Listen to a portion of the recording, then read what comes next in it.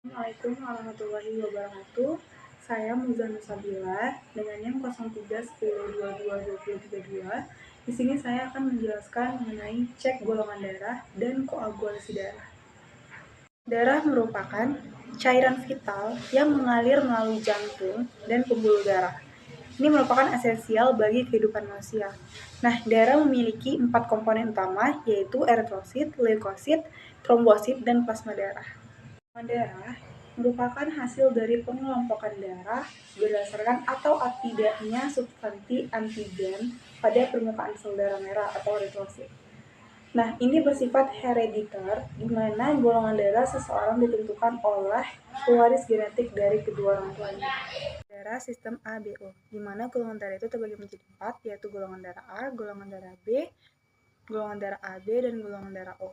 Golongan darah A itu ketika eritrosit mengandung aglutinogen min A dan aglutinin min B dalam plasma darahnya. Golongan darah B ketika eritrosit mengandung aglutinogen min B dan aglutinin min A dalam plasma darahnya. Golongan darah AB jika eritrosit mengandung aglutinogen min A dan B dan plasma darah tidak memiliki aglutinin. Golongan darah O ketika eritrosit tidak memiliki aglutinogen min A dan B dan plasma darah juga memiliki aglutinin min A dan B. Seperti yang di tabel darah sistem ABO, di mana penggumpalan darah. Nah, seperti di tabel, golongan darah A itu ketika diberi serum anti A, dia akan menggumpal. Dan ketika diberi serum anti B, dia nggak menggumpal sama sekali atau mencair. Untuk golongan darah B, ketika dia diberi serum anti A, dia mencair atau tidak menggumpal. Ketika dia diberi serum anti B, dia akan menggumpal.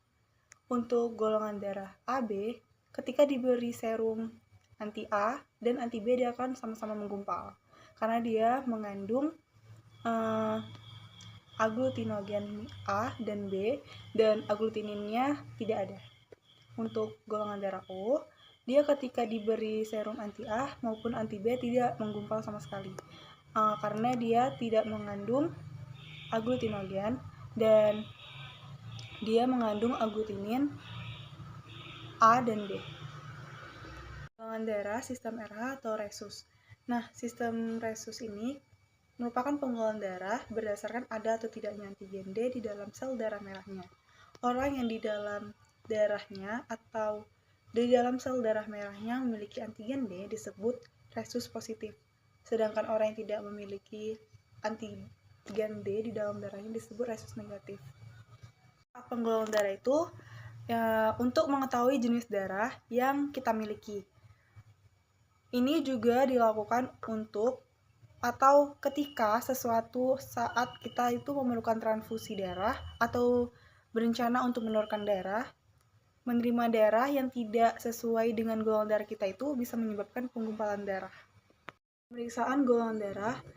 Pemeriksaan golongan darah ini memiliki alat dan bahan seperti blood lancet steril, kapas, alkohol 70%, kertas golongan darah, tusuk gigi, serum anti A, serum anti B, serum anti C, dan serum anti D.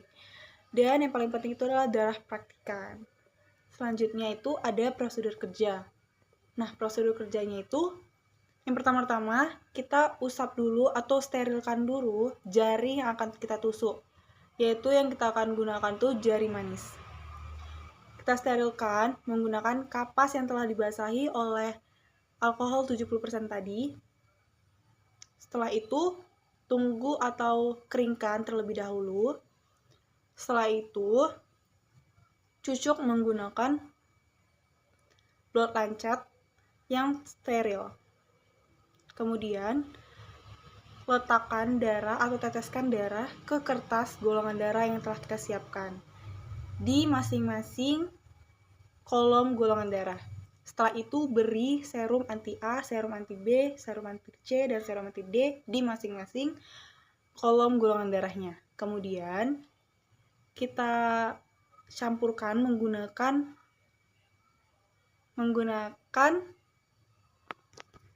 menggunakan tusuk gigi. Setelah itu lihat hasilnya di mana yang menggumpal atau bahkan tidak menggumpal, seperti golongan O yang tidak menggumpal di serum anti A, serum anti B, dan serum anti C. Tetapi untuk resus biasanya setiap orang pasti akan memiliki resus positif, karena yang memiliki resus negatif itu hanya sedikit. Selanjutnya ada koagulasi darah, di mana koagulasi darah ini merupakan proses yang nantinya darah dari keadaan cair menjadi bekuan darah seperti agar.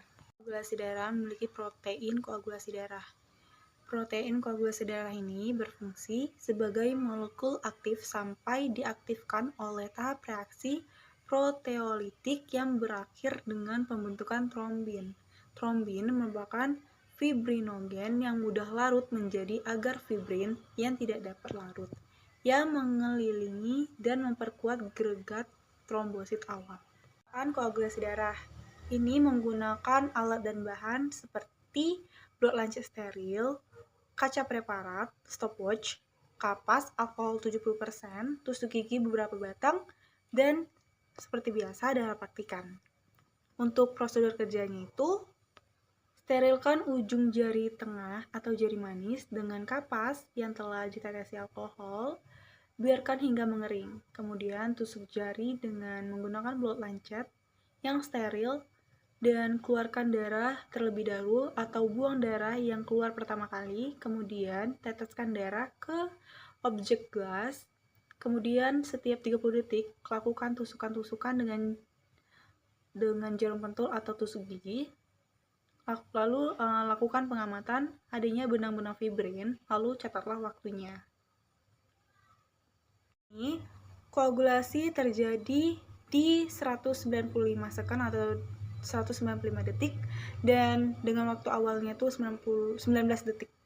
Dan penjelasan dari saya mengenai uji golongan darah dan koagulasi darah. Apabila terdapat kesalahan, saya mohon maaf.